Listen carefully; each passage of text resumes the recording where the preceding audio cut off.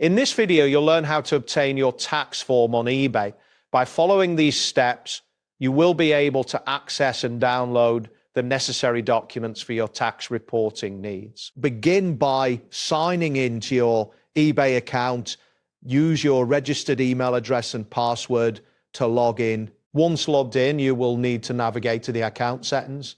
Look for the section labeled Payments or Account Settings. This area contains important financial documents related to your sales activity, including tax forms. It is crucial to ensure that you are using the correct seller account, as tax documents are typically available only for those who meet specific sales thresholds. Next, locate the tax documents section within the payments or financial settings.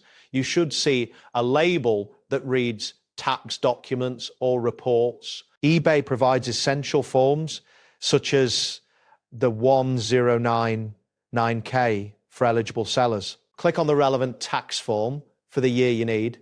This document will display the total amount processed through your eBay account, which is vital for accurate tax reporting. Ensure you select the correct form before proceeding. Once you've opened the tax form, download the document to your device. This step is important for your record-keeping purposes. Additionally, if you need a physical copy for filing taxes, you can print the form directly from your device. Take a moment to carefully review all details within the document to confirm that the information is correct. If you notice any discrepancies, it is advisable to contact eBay support for clarification. Keeping a copy of this form is essential for your financial documentation. This final step completes the process of obtaining your tax form from eBay.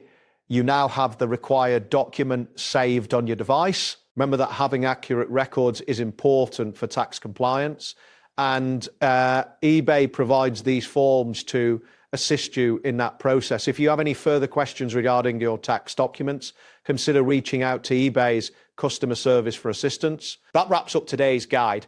Thanks for watching, and catch you in the next tutorial.